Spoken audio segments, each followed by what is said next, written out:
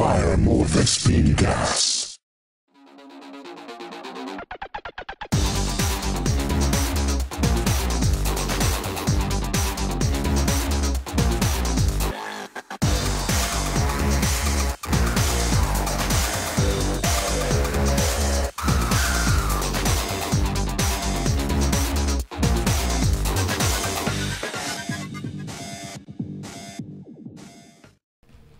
Third set, do or die situation for ZerO as we move on to Circuit Breaker, which is our most balanced map in the pool. Here we go. Except, up at the 10 o'clock position in blue, scouting down, is ZerO. That means it cross positions, and red or brown or something down there at the 5 o'clock position is Flash in red. Flash, one game away, baby. Yeah, you drink that motor oil. I'm ready for you. Do not drink and bake. Alright, whatever. Yeah, I've made it 3 games and I still haven't done any stupid puns like ZerO has 0 chance of beating Flash, or ZerO is going to beat Flash in a flash, or something stupid like that. Yes, I'm very proud of myself. But we're at cross positions yet again, so we're probably going to see a macro game from the two on Circuit Breaker. I love to see games on this map because, as I said, it's the most balanced one. Extremely balanced map. ZerO, you got to stop giving interviews while you're playing, man. Seriously, I think that was your big problem in the last 2 games. You gave way more interviews than Flash. I only saw Flash once. I saw you a bunch of times, buddy. So kind of back off a little bit with the interviews. I guess it is the interviewer's fault, not fart. Did I say fart? Anyway. Okay, Flash is doing it too, whatever. Okay, let's get into this game a little bit. Now, I talked about Flash in the last game a bit, like his stakes, his wrist injury and stuff, but I didn't touch too much on ZerO. Now that ZerO is down 2 in his first final against Flash, oh god, I think I need a change of pants right about now if I were you, ZerO. But now that he's down this far, I should tell you his credentials and why he is such a good player. Going for the natural expansion there. 12 hatchery. But ZerO is an extremely good player, and a player who I respect personally, just because he's had such perseverance and persistence in moving up to this final. Because ZerO has been in the semifinals before of the PD Pop MSL, I think the Lost Saga MSL, and he's been in the round of 8 of the Nate MSL, Korean Air, Season 2, OSL, the Ever OSL. And every time he gets knocked out, he looks like he's going to die. Like Jangbi, every time Jangbi loses, he's like... But he comes back, he hammers it home the next season, and he gets a little bit higher in the tournaments. Of course, that's not true for every tournament. He doesn't get... what was he in the last tournament? I have no idea. Man, I can't keep track of all these MSLs. There's way too many of them. But ZerO, he is very, very persistent. He never gives up. And I can't say the same for, as I mentioned, Jangbi. Jangbi is... He made it to the finals twice, and after that, just gave up. He didn't accomplish anything after that, and now he is one of the worst players on Con. I wouldn't go that far. But he is not the player who I would choose, not the Protoss player I would choose over somebody like Stork, or even Brave, or Grape. Because Jangbi is just, he's fallen apart since his losses in the higher parts of tournaments. And he used to be a beast, man. Obviously, he made it to 2 MSL finals in a row. Got crushed, but after that, it crushed his spirit. And you can't say the same for ZerO. Has a refinery coming up, by the way, for Flash, and he has 3 SCVs on that refinery, so he might be going for another quick tech type of build. But either way, as I said, Jangbi crapping out, ZerO always pushing on, trying to get to that final. And I guess it was inevitable that he would have to go up against Flash. Flash, of course, is the final boss of StarCraft. You get to the final boss area. It's got explosive barrels all over the place, and Flash is there grinning at you with his top hat on, like, and then you have to. He sends little balls of energy at you. You have to take your sword and kind of hit him back in a volley. And then he'll hit his back. Then you hit it back, and somehow he keeps doing that so you can kill him. Ganondorf. But the factory is coming up now for Flash, so he's going to do some more Vulture harassment opening. I think that's exactly what he's going to do, because it was so effective in the last game. So effective. That Vulture harassment basically one-flashed the game, because ZerO had locked down sort of that big Medic and Marine attack at the natural expansion in the brand new base over the 9 o'clock. He'd gotten a little bit of harassment with the Marines over that 9 o'clock, but for the most part, he had pretty much locked that down with some nice pincer attacks. But he just couldn't handle the Vulture harassment. Never built Sunkens, never had SimCity to block, or any troops there to block. It was just a nightmare scenario. And I think that Flash saw that, so he says, might do that again. But he's going straight into his starport, actually, off of the... Oh, man, Armory again. So is Flash going to go for more Valkyries? Oh, I think he is going to go for another Valkyrie build. This isn't exactly the same as the first set, because he didn't put down his barracks as quickly in this one, but I think he is going for another Valkyrie-style game. Oh, he is going for another with more barracks. Flash does not want to play a long game today. Of course, the last one was pretty long, but he was trying to end it a lot earlier with his strategy. But yeah, we're going to see more Valkyries from Flash building his engineering bay again. This is extremely similar to this first set, although the timings on the buildings are a little bit spaced out. He got, as I said, he got some more things before his barracks this time, but yeah, it's basically the same. So let's see how well that ZerO deals with it this time.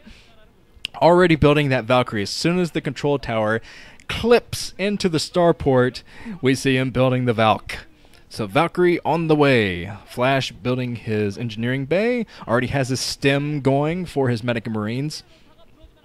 So yeah, this might be another painful game if ZerO does not catch on to this build. I saw he was running in with the Zergling. I don't think he got the Scout though. But he got the Scout early in the first game and still wasn't able to deal with it. He didn't have the Scourge there to snipe the first Valkyrie, which is so important. Looking back at like Jaedong versus Fantasy in the final or something, obviously Jaedong went for a 2-hatch Mutalisk build, very quick Mutalisk build, so he was able to get in with Scourge more quickly, but you need to pump Scourge with your first grouping of Mutalisk. Look at Flash there, sniffling the motor oil draining out of his nose. But yeah, I don't see any Scourge for ZerO, so he does not anticipate another Valkyrie build. But I have a feeling he stood, 2 Valkyries already for Flash. This is going to be insane because ZerO is going to try to push through the front. This is going to be a very rude awakening. I think that ZerO might have seen the Valkyries. Yeah, he's seen the Valkyries, so he's got to get out of there before the splash lands on him. He does get out. So now Flash is working his way towards the natural, or is he going to divert his path and go down to the 8 o'clock position? He's hanging around and he's backing off, so he's not pushing out. Waiting for a few more reinforcements before he tries anything, but the Queen's Nest already on the way for ZerO, so he's going to try to get to Defilers much more quickly in this game instead of taking a bunch of bases, which was his downfall in the first set. Wasn't able to defend all of them at once. So now coming in with the Scourge, but he's going to need at least 4 Scourge to take down the, well, it might be 3 Valkyries out now for Flash, because he had 2, probably has the 3rd here soon. Yeah, the 3rd Valkyrie coming over, and this is going to be so hard for ZerO to defend. He only has 2 Scourge that I saw, and he's got, okay, he has a bunch of Scourge now. He's going to try to take that air superiority by killing all of the Valkyries. The splash, the Valkyrie splash, taking these Mutalisks down to about half health, but now Flash is working his way down here. ZerO has to attack with the Scourge. He does snipe all of the Valkyries with the Scourge and defends the space, but you got to deal with these troops at the same time. Some ZerO fans in the audience going crazy because he was able to defend the space for a limited amount of time, and he has some sunken colonies finally. But he's going to have to keep up the production and keep this base protected and the Valkyries out. I see no more Scourge coming out now for ZerO. He's got to tackle this one single Valkyrie with his Mutalisk alone, which means this base might be in jeopardy now. But now the Mutalisk, they took so many Valkyrie splash hits that I think they're very low on health, probably in red at this point. So he's waiting for the Zerglings. He's backing off, actually, going for the resupply line, I think, of Flash, but Flash working his way down to the 8 o'clock position again, going to try to take out that hatchery, and I'm not sure if ZerO is going to be able to defend this. He just can't get in there with his troops. Obviously, he put down his Queen's Nest earlier, but taking out the Valkyrie, nice Valkyrie snipe, but he's going to lose his hatchery anyway. Flash coming in. Oh, man, could have used another sunken colony down here. Probably could have used 2 or 3, but yeah, that base goes down. The 8 o'clock is down, and ZerO, this might be it. That might be the nail in the coffin for ZerO. ZerO putting down his evolution chamber and getting up his hive at the same time. So, oh man, ZerO's going to try to work on that ground army a bit, but I think this might be it for ZerO. I think he might have lost it. He was doing a great job of protecting that 8 o'clock position, but he just wasn't prepared. He didn't have the sunken colonies. That has been the theme of this series actually has just been sunkens or lack thereof. The static defense was so critical in all of these games, and he just didn't have it, so he wasn't able to defend as well as he could have if he had that support from the sunkens. But another factory being built for Flash. I think he canceled another building there. He's building, not sure what he was doing there, but he does have 2 armories that I see, so he's going to be working on ground upgrades, probably switching into mech yet again. But here comes the Nidus Canal for ZerO. Going to try to protect the 3rd base now, but if I were ZerO, I'd just go all out, risky, roll the dice, put down a 4th base, and try to protect it somehow with lurkers and the incoming defilers. I'm sure that defilers are on the way for ZerO if he doesn't already have them out in the field. But the Valkyrie, 3 Valks again for Flash, so say goodbye to the Mutalisk. The Mutalisk are going to be rendered useless, and ZerO's going to have to commit himself basically just all lurkers and Dark Swarm to protect his bases now.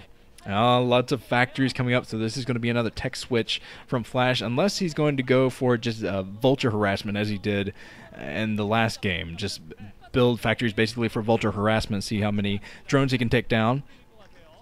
I see a lot of vultures out there already, laying mines and whatnot.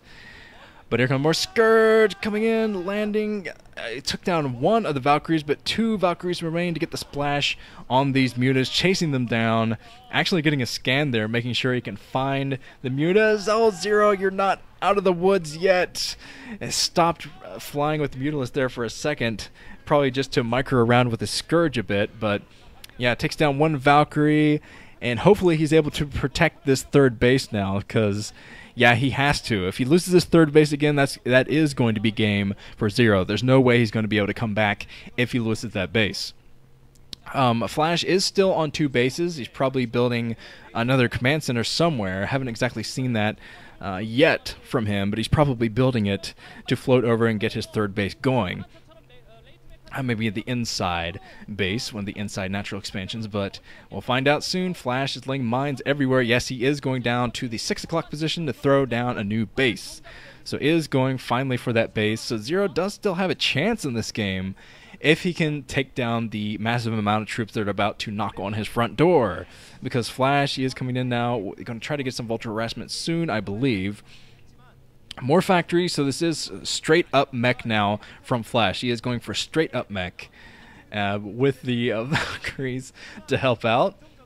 And yeah, Flash building the command center down at the 6 o'clock position. He's starting it out with only vultures right now, but he is going to switch into tanks very soon, and Goliaths if he can't get it done with just these vultures alone. But the 4th base now coming up for ZerO. And he does still have the 4th base. If he can keep the 4th base, he's going to be much, much, much more competitive in this game. Because I believe that Flash might be taking his 4th as well. I'm looking down at the minimap, and I do see the red blob at the natural expansion. It's hard to tell on this minimap, honestly. But the vultures coming over. There are tanks out in the field now, so yeah. Good luck, ZerO. I believe in you. Oh, never mind. Because the vultures, the Valkyries rather, you're killing the Mutalisk. The Mutalisk go down, of course. As soon as I say I believe in you, all of his Mutalisk die. I'm sorry, ZerO. That was all my fault, buddy. I jinxed you. Takes down another Valkyrie, though. So ZerO has been doing a pretty good job of sniping Valkyries, keeping them from being a massive threat. If you have about 5 Valkyries together, that's it for your air army. But the Defiler at the front probably going to have consumed soon to get the Dark Swarms going. So ZerO's got to play a completely defensive game now. If he doesn't defend, he's going to die. He's going to die. He can't be aggressive at this point unless he goes for a very clever drop strategy or something. But ZerO was trying to build his 5th base here. This might not last too long. Even with vultures, I think the vulture can focus in on that hatchery, take it down pretty quickly. But now Flash moving his way in. He does have the splash of the lurkers. He can't attack the lurkers that are already burrowed under the Dark Swarm with that splash damage, but he could sneak by with these vultures, get a lot of damage done with those vultures. Oh man, it's going to be so hard to defend. Flash is unsieging, backing off a little bit. And now ZerO trying to move in and take out these troops, trying to get the surround with the vultures unsuccessfully. No Dark Swarm there, obviously, to protect that one lurker, so it was kind of doomed from the start. But ZerO trying desperately to defend. He's running low on troops. But if he hangs on a little bit longer, he has 3 evolution chambers going for every single ground upgrade, including spine, including the melee. So, oh man. ZerO fanning out with overlords now. Not sure what he's up to with these overlords. Probably just a scout since he's fanning them out in such a way. But Flash building more turrets here to establish another base and keep away drops or something like that too. So ZerO, oh man, he's going to try to attack now, try to move out and do a little bit of attacking with these troops down at this 8 o'clock natural expansion coming in now. A pretty nice mind drag from ZerO, but he has to get in a little bit closer with those lurkers if he is going to do this. Another Dark Swarm to fend off the tanks, but yeah, he's running into so much more tank fire. Yeah, ZerO is in trouble. ZerO is definitely in trouble. If he wants to stay competitive in this game, he's got to probably do a drop strategy soon. He's already built a lot of additional hatcheries. Didn't even notice how many hatcheries that ZerO has, but yeah, he's trying to kick in his advantage, his strength. Big, massive unit control off of as many hatcheries as he can possibly muster. But he's running out of time. Now that Flash is building his base over at the 3 o'clock position and he has so many tanks out in the field, yeah, ZerO is definitely running out of time. He has a lot of bases going, but it's going to be progressively more difficult to defend them. Moving up now, trying to get within range of the tanks. But no Dark Swarm protecting these lurkers whatsoever. ZerO desperately needs Dark Swarm here if he wants to protect against these tanks. But oh man, losing Zerglings at the front. All of the lurkers going down here. So where is the Defiler? There's got to be a Defiler somewhere. The Nidus Canal, probably a Defiler is going to come out of the Nidus Canal soon to protect this base. Because if it doesn't, this base is going to go down very quickly. I have no idea what ZerO's thinking right now, but he needs his Defiler in quickly to protect this base. He does have the lurkers at the front to do this. As long as he has the Dark Swarm, he will be able to protect this base. Moving out. Oh man, all of his lurkers pop at the exact same time. All of his troops go down, and he doesn't really have anything else to protect that base down at the 8 o'clock. That was a lot of bad luck, actually, for ZerO to lose that many lurkers together as one. Of course, he was staring down this many tanks, so it was kind of a doomed venture no matter which way you cut it. But now Flash has established a huge tank perimeter. The Defiler late and dead. Late and dead. The two worst things. So ZerO needs another Defiler in to even protect this base. It looks like the entire game is going to be focused down at this 8 o'clock position because Flash isn't really attacking anywhere else unless he's moving up with some vultures to get some harassment of the 10 o'clock bases, since there are 3 10 o'clock bases going for ZerO now. But now ZerO is moving out with the Defilers yet again. Flash, if he's focusing in, he might be able to take out the Defiler. I think he did squash the Defiler, so the Defiler dead. Look at all these tanks for Flash, and he's building turrets down here as well. This is just ridiculous. This is Flash all the way. Steamrolling ZerO. ZerO just squashing everything that ZerO throws at him. Basically with one volley of tanks. One volley of tanks just squashed everything from ZerO. So, yeah, ZerO, if he wants to take out this, he's got to use drops or something. There's no way he's going to be able to do it with just running out with Zerglings and Defilers or anything like that. The Nidus Canal goes down, so that's horrible for ZerO. And he just pulled his drones off the line to get something done there. But yeah, you see the sigh already for ZerO, and I think that's it. GG from ZerO, which means that, oh man, the video just cut off. Let's see if there's another video which actually gives us the victory ceremony. Hey, there is. Awesome. Wow. So Flash tying the record. Flash now ties Nada for the highest number of individual league wins ever. And unlike Nada, Flash has a chance of setting his own record now. He has the 6 titles, and if he gets a 7th, he will be the most accomplished StarCraft player of all time. Wow. Pretty amazing. So Flash stomping ZerO in spectacular fashion. Man, that was so one-sided. Flash makes this look easy, honestly. He makes it look so easy. I mean, if it was any other Terran player playing ZerO in this final, it would have been much, much closer than this. But Flash is just head and shoulders above everyone else right now, and he has been for a very long time. True bonjour of our time. Just spectacular to watch sometimes. Well, this has been Nuke. Pretty good final. I was a little bit disappointed about how one-sided it was, but still pretty good. Those were some excellent strategies prepared by Flash. Now it's time to make some anti-spoilers. Time to do some goofy voices. Well, this has been Nuke. I will see you guys later for another commentary.